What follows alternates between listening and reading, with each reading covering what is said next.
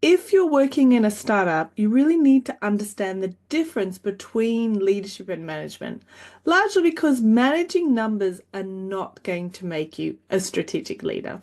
Hi, my name's Alysha Randall. I'm a fractional CFO and also trainer of new and aspiring CFOs within startups and scale-ups for financial leadership foundations.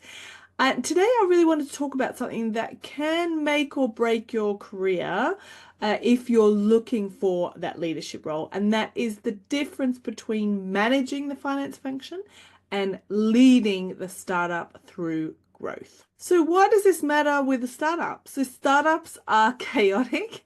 There's no big corporate structure. There's no formal training. Often if you're in finance, you may be the number one, even if you're only a financial controller, head of finance, or even finance director. But you may find that you're not quite operating at the leadership level. And if you're not, you will get stuck at that level. And also, talking from experience, you may also burn out. So I do talk about that quite a lot in my book, Financial Leadership Fundamentals, where I talk about my personal journey of thinking that I'm a leader because I have the title and because I'm working 12 hours a day and constantly burning fire. But actually, I had to learn the hard way that that is not the case. And that is what I kind of want to talk about a bit more today. Management really keeps the lights on, but leadership builds the business. So, a manager, they run payroll, they run the monthly management accounts, they make sure that all of the compliance is in place, they make sure year end is done. A manager might build the budget, and they keep the lights on. But a leader, they really challenge the assumptions. They think about all the different scenarios. They work very closely with the commercial and operational team, make sure customer acquisition costs are realistic, and they often help with the leadership team set strategy. So thinking about what are the next 3 to 5 big goals for the business, and then what are the operational goals that we need in order to get there. None of these conversations sit within the finance function. It's very much being part of the business, part of that leadership team, and part of the discussion. And as I often say, having a seat at the decision-making table. So shifting your mindset to strategy, the biggest thing is you need to be proactive and not reactive. So reactive is when something has happened in the business and you work out how you're going to report that. How is it going to be included in the management accounts? What bills need to be paid? What potentially does it need to, which budget bucket does it sit in?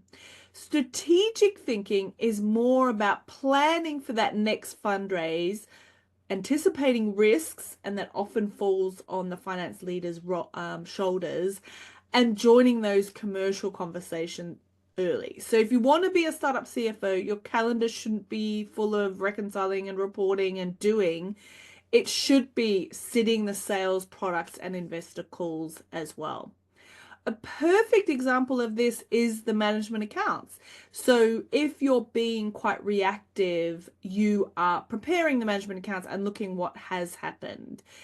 As a leader, you should be taking the numbers that have happened and thinking about how is that going to affect the future, or how can we use that information to help the future. So are there certain trends that we need to change? Are there things that we need to look at? Is it going to alter the cash runway? What can we do about that today? You can see how taking the same process or the same information or the same report and thinking about it in a different way.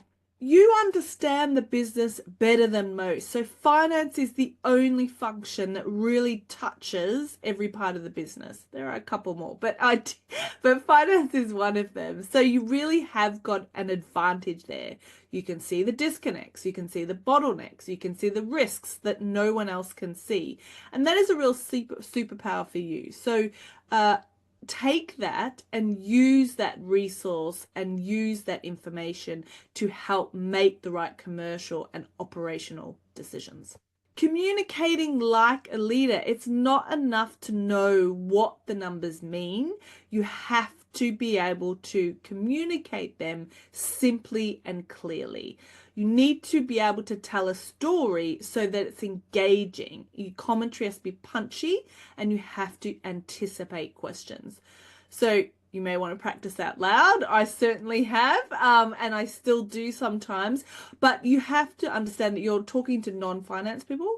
What I mean by that is they're not accountants, so they don't know the ins and outs. However, they may be still quite financially astute, but there will be people in the room that aren't. So you need to be able to talk to both types of people, but ideally you want to be engaging. No one wants to look at reams and reams of numbers and hear about someone talking about variance here, variance there, up, down, percentage up. It's not interesting. So learn to how to tell a story so that you are engaging and you start conversations. You don't have to do it all. So just because you're the head of finance, finance director, or CFO of a startup, you have to roll up your sleeves. You do have to get your hands dirty, particularly in a startup, because you don't have the resources.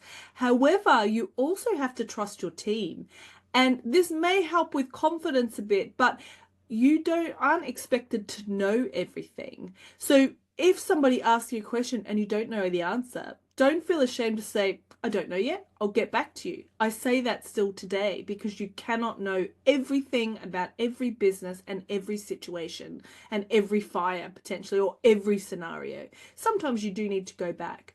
But at the same time, you also want to set up systems and processes so that they can run without you. So you want to be able to delegate to your team. You want to free up your time so that you can spend your time having conversations rather than just sitting in front of a spreadsheet because you don't trust the team or you don't have systems in place.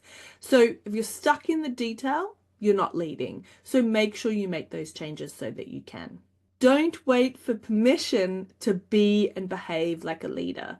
So this is a mindset shift that you need to take, and you need to make the change today.